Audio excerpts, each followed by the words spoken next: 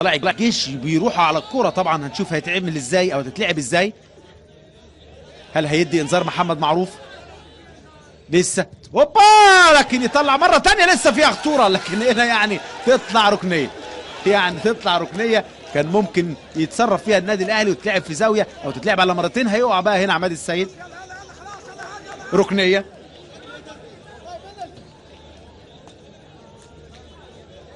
تعادت مره ثانيه. لمست هنا، شوف رقم 23 عاصم صلاح حطها عبد الله السعيد مره واحده. تتعاد مره ثانيه هنا وراحت لمحمد هاني اللي حطها برضو مره ثانيه، لكن كثافه كده عدديه من لعيبه طلائع الجيش في المرمى.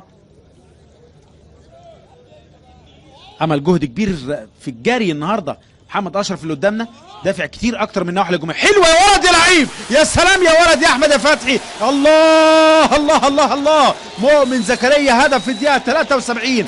هدف 73 في الدقيقه 73. مؤمن زكريا، يا سلام يا ولد على العرضيه، يا سلام على مؤمن. هنا مركز الكابتن حسام البدري شويه مع المجموعه اللي بره من الجماهير، يبدو ان حد كان بيتكلم معاه. هدف مؤمن زكريا، يبدو ان حد بقى من الجماهير. ادي العرضيه حلوه ما فيهاش اي تسلل، اتعملت حلوه في غفله من خط الظهر لاول مره. اتاخروا كتير قوي خط الظهر، المفروض كانوا يطلعوا على ال 18 عشان يبقى الراجل ده في موقف تسلل. فضلوا مثبتين نفسيهم في غفله كده. يقدر مؤمن زكريا حطها قويه على شمال عماد السيد عشان يتقدم النادي الاهلي بهدف من الملعب. سالم على زميلك حتى عشان الراجل اللي نازل ده نفسيا ما يبقاش زعلان او متضايق من موقف زي ده. عبد الله السعيد على حدود خط 18. عبد الله تسديده بتخبط تغير اتجاه وجول. جول عبد الله السعيد في الدقيقه 77. هدف ثاني اتعملت من بدايتها حلو من عبد الله السعيد.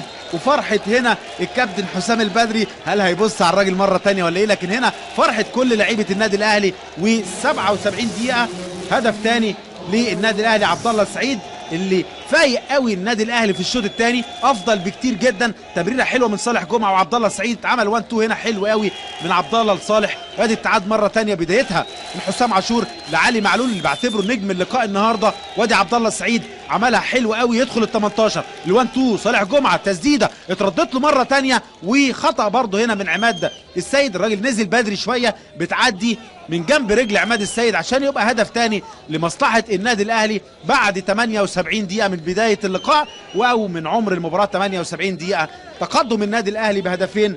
مؤمن زكريا في الدقيقه 73 وعبد الله السعيد بعدها ب4 دقائق في الدقيقه 77 هدف ثاني. وفرحه لعيبه النادي الاهلي ويتغير الشكل هنا.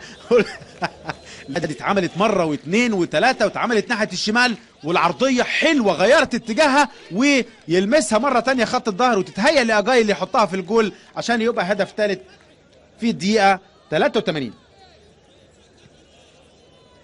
83 دقيقه اجاي بيتقدم للنادي الاهلي، غير الشكل تماما.